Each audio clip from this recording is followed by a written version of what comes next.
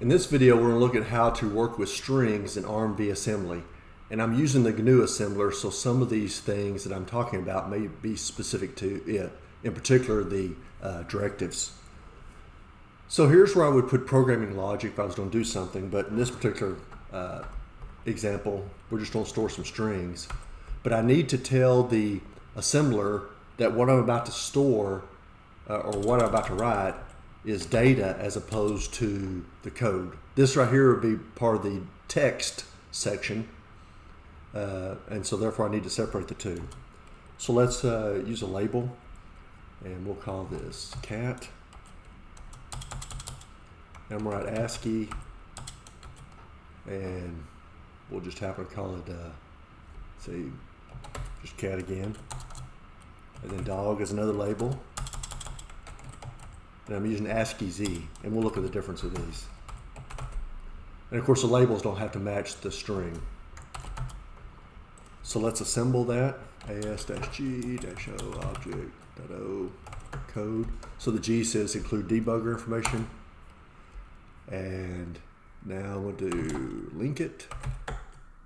And let's use the debugger to look at the executable. So I'm going to set a breakpoint for start, run, layout R to see the registers. And now let's examine these memory locations.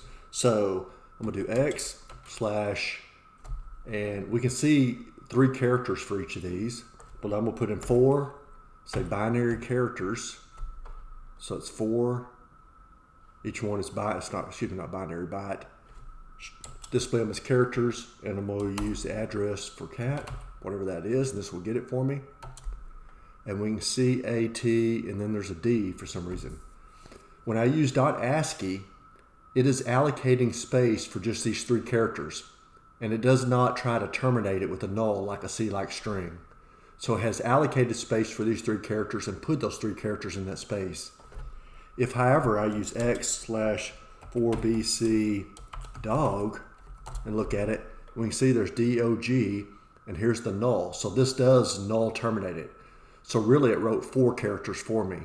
And just like in a C program with a null terminated string or null terminated array of characters, you can move through the characters here looking for the null.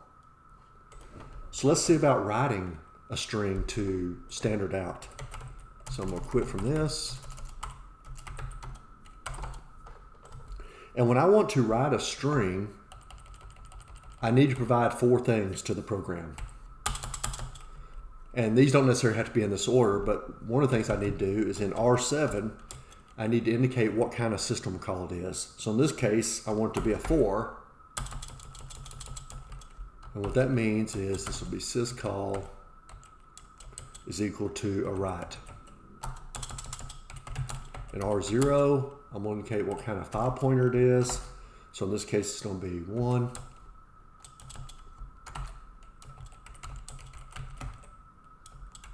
And I'm writing to standard out. R2, how many characters I want to write, which is 3 for cat.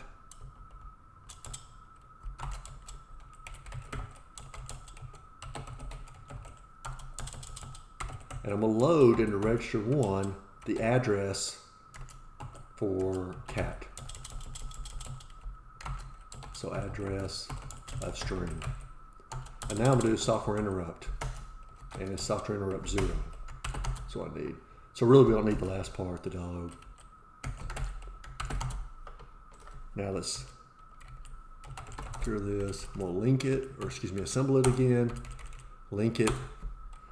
And we'll just run it, actually.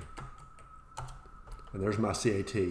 Now notice it put the command prompt at the end of that. The reason why is because I didn't tell it to use a new line. So just like in a C program, if I say print something and don't include a new line, it doesn't include a new line. Now what if we want to read in a string? So for this one we use this space to allocate, say, 20 bytes of space.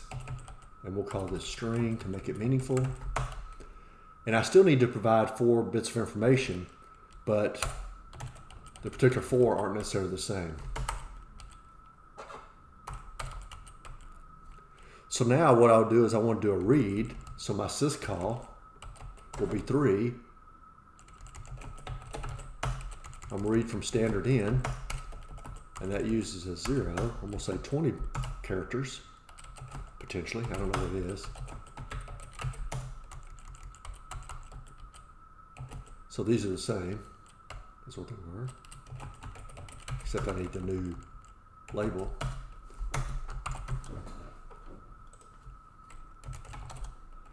So now let's assemble that, link it, run it. Oops, and I have a typo.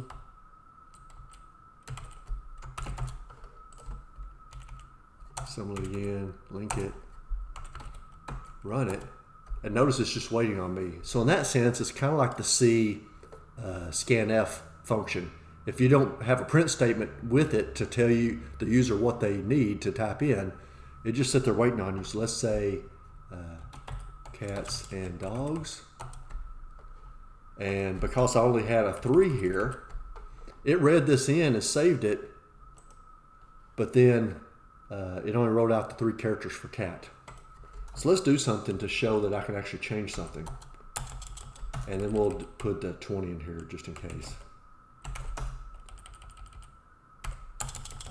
So let's do this. Let's say I'm going to do move R3, since I'm not using R3. And I'm going to put the number 65. And what this corresponds to is the ASCII character, ASCII for capital A. Okay, so it has a numeric value of 65, and that corresponds to this. So I'm going to make sure that I have this address again. And now I'm going to do a store of the byte, right? I'm saving this string as an array of bytes. So I'm going to store what's in R3 to what is in R1.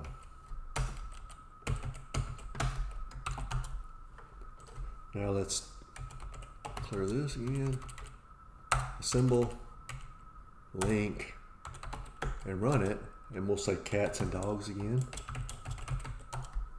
And notice it replaced the capital C, or excuse me, the C here with capital A. So this right here read in the string, saved it here. Then I took the 65, overwrote the C right here where it was saved. Then this right here writes it back out to standard out. And if I want, I could change some other stuff up. I could do something like this. Say input.txt, boys and girls. And I could do may.out and use this input. It read in boys and girls and replace the first character. If I want, I can even then send that output to a file. So output.txt. So this says read in from here and write out to here. And now let's look at that file, cat output. There's the boys and girls that this program just wrote. So that's basic operation of strings in ARMv assembly.